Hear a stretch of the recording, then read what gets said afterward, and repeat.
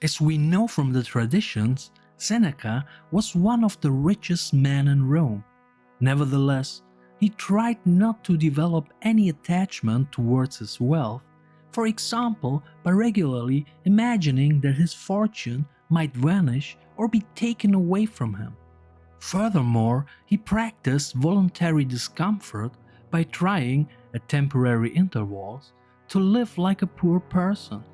He wanted to understand and feel what scarcity and deprivation felt like, and that he could live with both if necessary.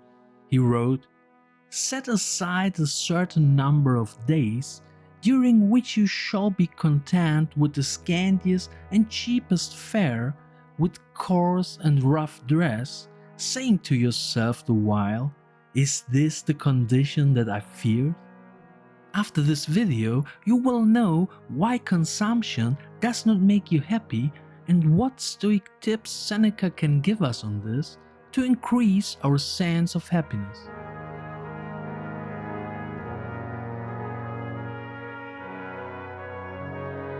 For the Stoics, wealth is neither good nor bad, but preferred indifferent. In all of Rome, Seneca saw the wealthy people who always wanted to have more.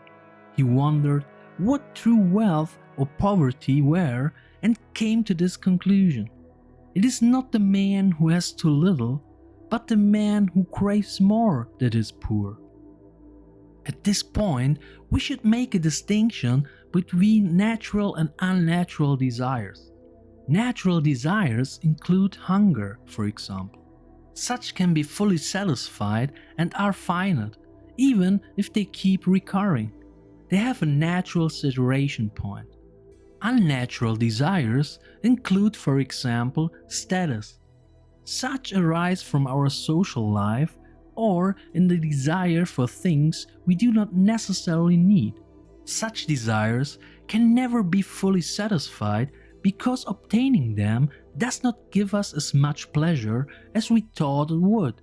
For this reason, we will then constantly strive for new, greater things. Such desires have no natural saturation point. Seneca said in this regard, "Every want which is caused by vice and not by necessity is of this nature. However much you supply it with, you do not quench it but intensify it. He who restrains himself within the limits prescribed by nature will not feel poverty. He who exceeds them will always be poor, however great his wealth may be." Especially in today's world, we are bombarded with new products, and advertising wants to suggest that we should absolutely own these products because we will then become more beautiful, more creative, more productive, more motivated, happier, and so on. But this will not make us happier in the long run. We quickly lose appreciation for the things we own, and we will then always desire something we don't yet own. We want more than we need and have. This is the vice of our consumer culture. It can become a vicious cycle. If we own a car, we want a newer, faster car. If we own an older smartphone, we want the latest model with all the new features. We want more salary, a bigger apartment, a new handbag, and so on and so forth. The Stoics say about desire that achieving what we want does not bring us the satisfaction we hope for. Thus, new desires arise. Seneca wrote, "For who was ever satisfied after attainment, with that which loomed up large as he prayed for it?" This means that acquiring new things and achieving our goals does not really make us happier and more satisfied in the long run.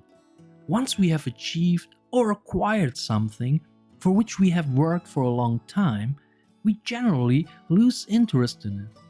This dissatisfaction stems from our insatiability. Psychologists call this phenomenon the hedonistic treadmill.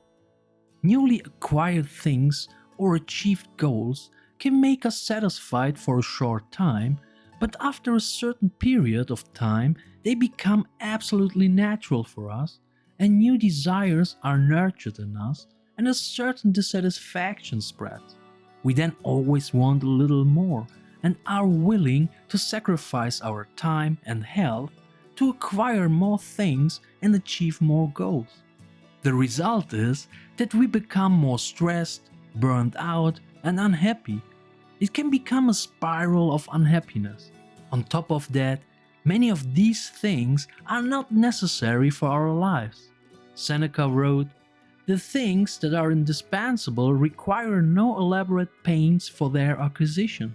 It is only the luxuries that call for labor."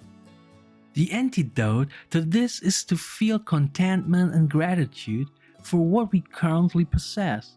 This does not mean that we cannot set big goals, but that our sense of well-being and happiness is not dependent on the achievement of these goals, because we are not attached to the outcome and are grateful for what we currently possess. Seneca wrote, "Very wretched, therefore, and not merely short, must the life of those be who work hard to gain what they must work harder to keep. By great toil they attain what they wish, and with anxiety hold what they have attained. Meanwhile, they take no account of time that will never more return. New engrossments take the place of the old. Hope leads to new hope, ambition to new ambition. They do not seek an end of their wretchedness, but change the cause." I find it fascinating how this 2000-year-old quote fits so well into our time. It may be that we are nowadays more advanced technologically, medically, etc., but humans and the human psyche are not much different than they were 2000 years ago. There will be no amount of possessions with which we can buy happiness or peace of mind. The problem is that we try to satisfy spiritual well-being with material goods. If this would really work, the richest people in the world would also have to be the happiest and most content people. Seneca had already understood at that time that this is not the case. He wrote, "If we could be satisfied with anything, we should have been satisfied long ago." Seneca and the Stoics in general were aware of man's natural tendency to strive for material goods, and so they practiced voluntary discomfort. They trained their minds and bodies by voluntarily doing challenging things and renouncing to things such as sleeping on the floor, fasting, or eating only bread and water for a certain period of time, or going out with old clothes. They did this to explore and reduce their dependence and attachment to their vices. Voluntary renunciation is one of the ways we can reduce our attachment to material things, for example, and increase our self-discipline and self-control. It takes away our fear of coping with scarcity, deprivation, or loss better when we need to. It likewise helps us practice moderation. For example, we can fast, take cold showers, or give up coffee, alcohol, sweets, or social media for a period of time. From personal experience, I can say that it feels liberating to renounce such things temporarily and not have to rely on them. Furthermore, there is a feeling of gratitude and appreciation for the things we are allowed to have.